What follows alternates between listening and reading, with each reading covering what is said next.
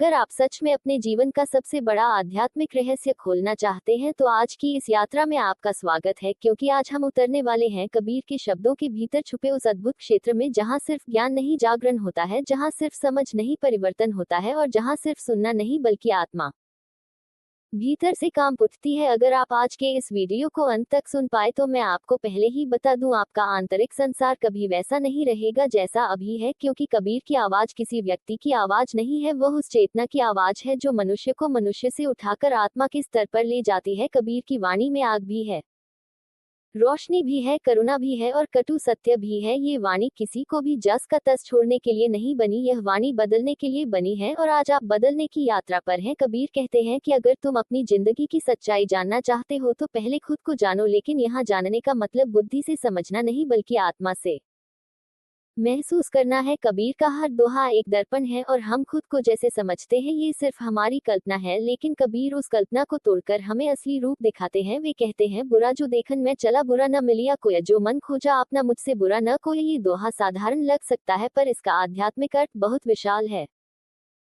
क्योंकि यहाँ कबीर दुनिया को नहीं आपको तोड़ रहे हैं। सारे जीवन हम बाहर देखते हैं, हम नुकसान में कौन है, हमें कौन धोखा दे रहा है, कौन हमारा विरोधी है, कौन हमारे विरुद्ध योजना बना रहा है, हम दूसरों की गलतियां गिनते हैं। लेकिन कबीर कहते हैं कि यह सारी कहानी सिर्फ मन की माया है, क्योंकि जो कुछ भी आप दुनिया में देख रहे हो वह आपके ही मन का प्रतिबिंब है। जब मन अशांत हो तो दुनिया शत्रु दिखाई देती है, जब मन भयभीत हो तो दुनिया खतरनाक लगती है, जब मन लोभी हो तो हर जगह प्रतिस्पर्धा दिखाई देती है, लेकिन जब मन शांत हो जाता है, जागृत हो जाता है, तब दुनिया भी प्रेम और करुणा से भर जाती है। इसलिए कबीर सीधे मन को पकड़ते हैं और वे कहते हैं, खुद को देखो, खुद को पहचानो, क्योंकि बाहर का संसार सिर्फ एक दर्पण है। कबीर कहते हैं, साधो ऐसा होना चाहिए जैसा सूप सुभाया सार, सार को गही रहे थोथा दे उड़ाया। अब सूप यानी छलनी कौन सा पदार्थ रखता है, सिर्फ सार उसे रखता है जो बेकार है, उसे उड़ाकर दूर फेंक देता है। कबीर कहते हैं कि आध्यात्मिक यात्रा में सबसे बड़ी बुद्धि यह नहीं कि तुम कितना पढ़े हो, कितने ग्रंथ जानते हो, कितनी कथाएं याद है। असली बुद्धि यह है कि तुम भीतर किसे पकड़ते हो और किसे छोड़ते हो। हर दिन हमारे जीवन में सैकड़ों विचार आते हैं, कुछ विचार भय के होते हैं, कुछ लोभ के, कुछ वासना के, कुछ क्रोध के, लेकिन कुछ विचार ऐसे भी होते हैं जो आत्मा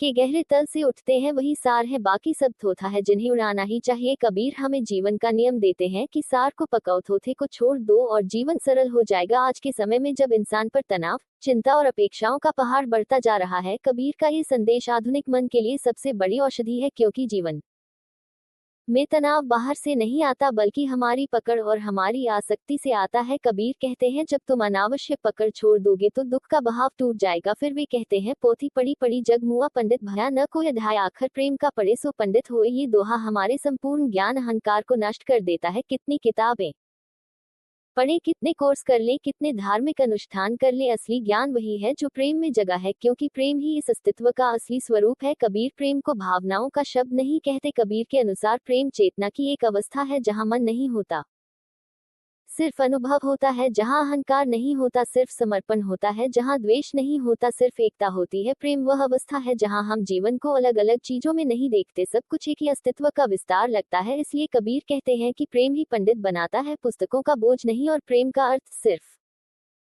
किसी व्यक्ति से प्रेम नहीं है, प्रेम का अर्थ जीवन से प्रेम, सभी जीवों से प्रेम, हर क्षण से प्रेम, ईश्वर से प्रेम और अंततः स्वयं से प्रेम। प्रेम ही आत्मा का असली स्वभाव है और जब आप उस अवस्था में जीने लगते हो तो दुनिया बदलती नहीं है, आप बदल जाते हो और आपकी बदली हुई दृष्टि ही नया संसार रच देती है। कबीर का अगला संदेश है, साईं इतना दीजिए जामे कुटुंब समाए। ये दोहा इंसान की अनंत इच्छाओं का समाधान देता है। कबीर कहते हैं कि यदि आपको कुछ मांगना है तो केवल इतना मांगो कि जीवन सुचारू रूप से चल सके, लेकिन आज के समय में इंसान के पास जितना आता है वह उससे अधिक चाहता है और जितना अधिक आता है उतना और अधिक चाहता है। इच्छा का ये चक्र कभी समाप्त नहीं होता और इसी से दुख पैदा होता है। कबीर सादगी की बात करते हैं, क्योंकि सादगी वह स्थान है जहां भीतर का शोर शांत होता है, जब इच्छाएं सीमित हो, जीवन शांत होता है, जब मन संतुष्ट हो, आत्मा जागृत होती है। कबीर कहते हैं कि ईश्वर से अधिक मांगना आत्मा को नहीं शरीर को खुश करता है और शरीर का आनंद स्थायी नहीं है, आत्मा का आनंद ही शाश्वत है। यही कारण है कि कबीर आध्यात्मिकता में इच्छा की जगह समर्पण को महत्व देते हैं। वे कहते हैं, अगर तुम आत्मा की तलाश में हो तो इच्छा को सीमित करो और समर्पण को बढ़ाओ, क्योंकि इच्छा मन को बांधती है और समर्पण मन को मुक्त करता है। फिर कबीर कहते हैं, माया मरी न मन मरा मर मर के तन्ही मरा। ये दोहा बताता है कि माया सिर्फ धन या संपत्ति नहीं है। माया का वास्तविक अर्थ है वह ब्रह्म जो आत्मा को मन से जोड़कर रखता है। वह ब्रह्म की मैं ये शरीर हूँ, वह ब्रह्म की ये दुनिया स्थायी है, वह ब्रह्म की यह संबंध मेरे हैं, वह ब्रह्म की मैं नियंत्रक हूँ। कबीर कहते हैं शरीर मर सकता है लेकिन मन की माया नहीं मरती। जब तक मन के भीतर वासना, क्रोध, लोभ, मोह, ईर्ष्या और अहंकार है तब तक आध्यात्मिक जीवन की शुरुआत भी नहीं हुई। कबीर मन को ही असली शत्रु कहते हैं क्योंकि मन ही वह पर्दा है जो आत्मा की रोशनी को रोकता है। जब हम मन को जीत लेते हैं तब हम जीवन को जीत लेते हैं। कबीर पूरी यात्रा को मन से आत्मा की और ले जाते हैं। वे कहते हैं मन को जानो और आत्मा प्रकट होगी, क्योंकि आत्मा तो हमेशा मौजूद है लेकिन मन का शोर इसे ढक देता है। अब आइए समझते हैं कबीर का वह अद्भुत दोहा जिसने शतक वर्षों से मनुष्यों को हिला कर रखा है। चलती चक्की देख के दिया कबीरा रोया, दो पाटन के बीच में साबुत बचा न कोई। चक्की के दो पाट जीवन की दो शक्तियों का प्रतीक है, एक और संसार की परिस्थितियां, दूसरी ओर मन की प्रतिक्रिया। उनके बीच में जीवन पिसता है। अगर इंसान संतुलन नहीं सीखता तो वह इन दो पाटों के बीच में मितता रहता है। एक पाट है इच्छाएं, दूसरा है भय। एक पाट है उम्मीद, दूसरा है निराशा। लेकिन कबीर का संदेश यह है कि अगर तुम मध्य में खड़े रहोगे, यानी संतुलन में, यानी विटनेसिंग में, यानी जागरूकता में, तो चक्की चलती रहेगी पर तुम नहीं पिसोगे। ये दोहा मनोविज्ञान, दर्शन और आध्यात्मिकता तीनों का परिपूर्ण सार है, क्योंकि जीवन का असली तंत्र यही है कि परिस्थितियां बदलती रहेंगी लेकिन भीतर की जागरूकता स्थिर रहनी चाहिए। कबीर फिर एक गहरा संदेश देते हैं, मन के हिम्मत न हारो कबीरा, तुझमें ही ईश्वर है। ये दोहा आध्यात्मिक आत्मनिर्भरता का आधार है। कबीर कहते हैं कि ईश्वर बाहर नहीं है, ईश्वर कोई मूर्ति नहीं है, ईश्वर कोई संस्था नहीं है, ईश्वर कोई परंपरा नहीं है। ईश्वर चेतना की वह रोशनी है जो हर जीव के भीतर समान रूप से धड़कती है। कोई भी उसे छीन नहीं सकता, कोई भी उसे कम नहीं कर सकता, कोई भी उसे बढ़ा नहीं सकता। यदि कमी है तो केवल पहचान की। जब व्यक्ति भीतर झांकना आरंभ करता है तब उसे पता चलता है कि ईश्वर बाहर खोजने की चीज था ही नहीं, जो अंदर है उसे बाहर क्यों खोजते हो। कबीर कहते हैं कि जब तुम भीतर उतरोगे तो तुम पाओगे तुम वही हो जिसे तुम ढूंढते फिरते थे। यह बात सुनने में सरल है पर अनुभव होने पर जीवन को पूर्ण रूप से बदल देती है। कबीर के दोहे हमें ये भी सिखाते हैं कि आध्यात्मिकता भागने की नहीं, उतरने की प्रक्रिया है। आध्यात्मिकता का अर्थ है अंधविश्वास छोड़कर अनुभव को अपनाना। आध्यात्मिकता का अर्थ है दूसरों को बदलने की कोशिश छोड़कर स्वयं को बदलना। आध्यात्मिकता का अर्थ है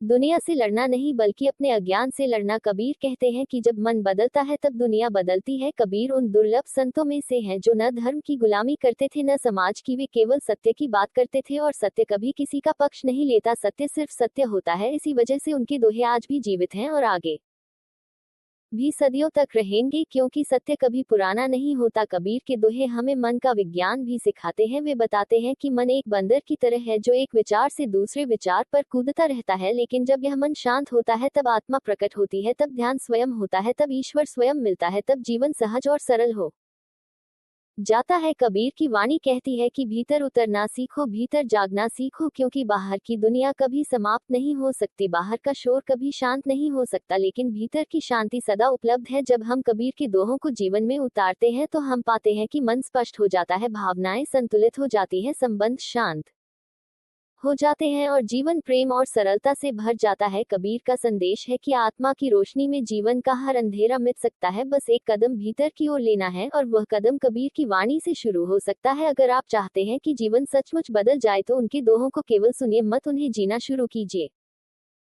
और जब हम कबीर की इस अनहद वाणी को गहराई से समझना शुरू करते हैं तब हमें महसूस होता है कि उन्होंने जो कहा वह किसी पुस्तक का ज्ञान नहीं था बल्कि प्रत्यक्ष अनुभव की ज्वाला थी। यह वही ज्वाला है जो किसी भी साधक को अंधकार से प्रकाश की ओर ले जाती है। कबीर कहते हैं कि ज्ञान तब तक अधूरा है जब तक वह अनुभव में न उतरे, जब तक जीवन के क्षणों में न जगे, जब तक सांसों में न धड़के। कबीर के दोहों को केवल सुना नहीं जिया जाता है और जो उन्हें जी लेता है उसका पूरा अस्तित्व बदल जाता है। कबीर बार बार इस बात पर जोर देते हैं कि ईश्वर कोई स्थान नहीं, कोई दिशा नहीं, कोई ध्वनि नहीं, ईश्वर का वास्तविक स्वरूप अनुभूति है। कबीर कहते हैं मोको कहाँ ढूंढे रे बंदे, मैं तो तेरे पास में, न मैं देवल न मैं मस्जिद न काशी कैलाश में। इसका अर्थ है कि जब तक तुम ईश्वर को बाहर खोजते रहोगे तुम कभी नहीं पाओगे, क्योंकि वह भीतर ही विराजमान है। मनुष्य बाहर भागता है क्योंकि भीतर उतरने में साहस चाहिए, भीतर उतरने में अपने सभी मुखौटों को उतारना पड़ता है और यही हमारे लिए सबसे कठिन है, इसलिए कबीर की वाणी एक चुनौती भी है और समाधान भी। वे कहते हैं, अगर तुम सत्य चाहते हो तो स्वयं का पर्दा हटाओ। कबीर की यही वाणी आज भी उस खोज को दिशा देती है जिसे हम स्पिरिचुअल अवेकनिंग कहते हैं। लेकिन अवेकनिंग का अर्थ यह नहीं कि कोई चमत्कार हो, अवेकनिंग का अर्थ है अपने भीतर के झूठों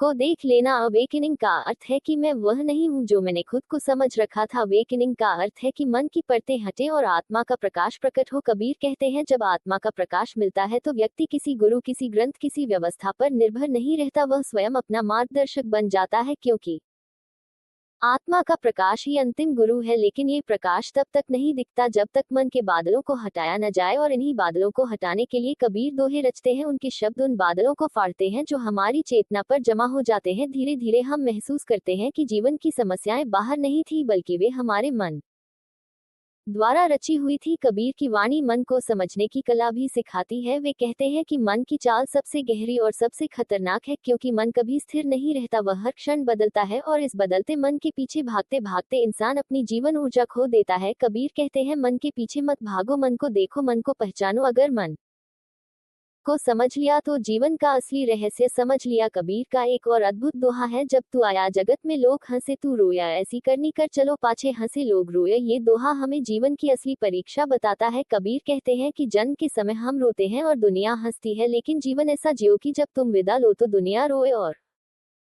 तुम मुस्कुराओ। इसका अर्थ यह है कि जीवन का मूल्य केवल इस बात से नहीं कि हम कितने सफल हुए, बल्कि इस बात से कि हम कितने प्रेमपूर्ण हुए, कितनों का जीवन छुआ, कितनों को प्रकाश दिया, कितने दिलों में करुणा जगाई। कबीर जीवन की अंतिम सुंदरता प्रेम में देखते हैं, क्योंकि प्रेम ही वह ऊर्जा है जो हमें दिव्यता की ओर ले जाती है। कबीर कहते हैं कि प्रेम की राह कठिन है लेकिन सुंदर है, प्रेम में अहंकार टूटता है और यही टूटना आत्मा का जन्म है। कबीर आत्मा को जन्म देने की प्रयोगशाला की तरह है। उनकी वाणी मन को झकझोरती है, तोड़ती है, काटती है, लेकिन उसी काटने में नया फूल खिलता है। कबीर के कई दोहे हमारी आध्यात्मिक यात्रा के वैज्ञानिक पक्ष को भी उजागर करते हैं। जैसे वे कहते हैं, जल में कुंभ, कुंभ में जल, बाहर भीतर पानी टूटे, कुंभ जल जल ही समाना, यही सत्य पहचान। ये दोहा चेतना के अद्वैत स्वरूप की व्याख्या करता है। कबीर कहते हैं, जैसे घड़े में भरा पानी और घड़े के बाहर का पानी अलग दिखाई देता है, पर वास्तव में दोनों एक ही है। उसी प्रकार हम और ईश्वर अलग दिखाई देते हैं, पर वास्तव में एक ही चेतना के दो रूप हैं। जब ये घड़ा यानी शरीर टूटता है तब आत्मा ईश्वर में लीन हो जाती है, अर्थात वह उसी ऊर्जा में मिल जाती है जिससे वह आई है। यही अद्वैत का सिद्धांत है, जिसे आज आधुनिक विज्ञान भी एनर्जी फील्ड के रूप में स्वीकार कर चुका है। कबीर इसे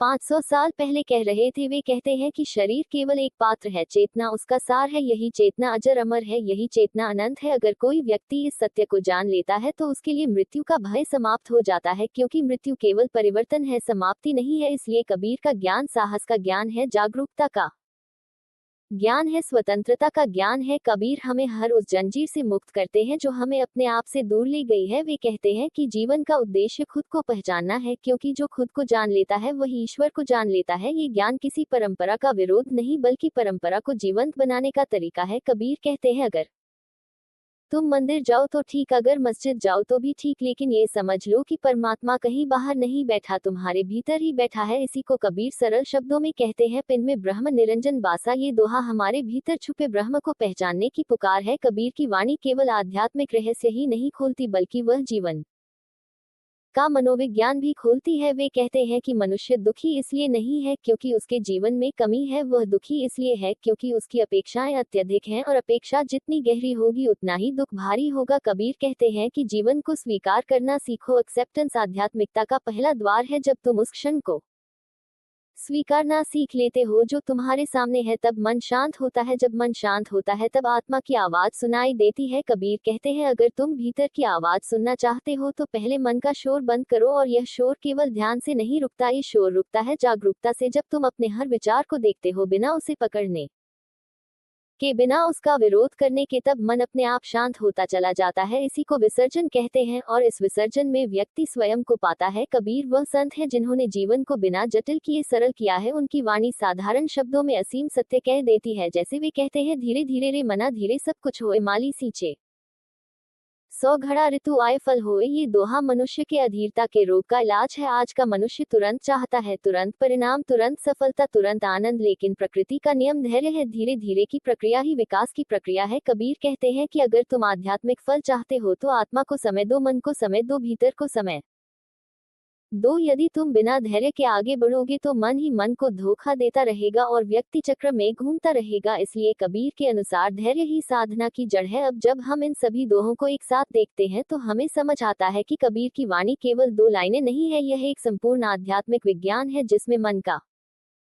विज्ञान भी है, चेतना का रहस्य भी है, जीवन का अर्थ भी है और आत्मा की यात्रा भी है। कबीर कहते हैं कि इस यात्रा में सबसे महत्वपूर्ण है सत्य का साहस। अगर तुम सत्य नहीं चाहोगे तो उसकी प्राप्ति नहीं होगी और अगर सत्य चाहोगे तो मार्ग अपने आप खुलता चला जाएगा। कबीर की वाणी कहती है कि जीवन का सबसे बड़ा सुख आत्मा का प्रकाश है और सबसे बड़ा दुख आत्मा से दूरी। इसलिए कबीर का हर दोहा हमें वापस भीतर की यात्रा पर बुलाता है। वे कहते हैं, भीतर आओ, भीतर देखो, भीतर पहचानो, भीतर जागो, क्योंकि जो भीतर जगा वह मुक्त हो गया और जिसने भीतर को खो दिया वह पूरी दुनिया में खोजता रहा और खालीपन ही पाया। कबीर की वाणी कहती है कि आत्मा की पहचान का क्षण जीवन का सबसे राजसी क्षण है, क्योंकि उसी क्षण व्यक्ति समझ लेता है कि जीवन केवल सांस लेने का नाम नहीं, जीवन जागने का नाम है। और जब जागरण होता है तब प्रेम, करुणा, शांति और आनंद अपने आप प्रकट होते हैं। ये किसी शिक्षक से सीखे हुए गुण नहीं होते बल्कि भीतर की रोशनी के फल होते हैं। और अब अगर यह ज्ञान आपकी चेतना में कहीं एक दीप की तरह जग गया हो तो इसे वहीं मत छोड़ना, इसे जीवन में उतारना। यही कबीर की वाणी की सबसे बड़ी मांग है, क्योंकि उनका संदेश केवल सुनने के लिए नहीं है, जीने के लिए है। अब अगर यह वीडियो आपकी आत्मा को कहीं छू गया है तो इसे लाइक करें, शेयर करें, सब्सक्राइब करें और अपना अनुभव कमेंट में जरूर लिखें, क्योंकि आपका एक अनुभव किसी और की पूरी दिशा बदल सकता है।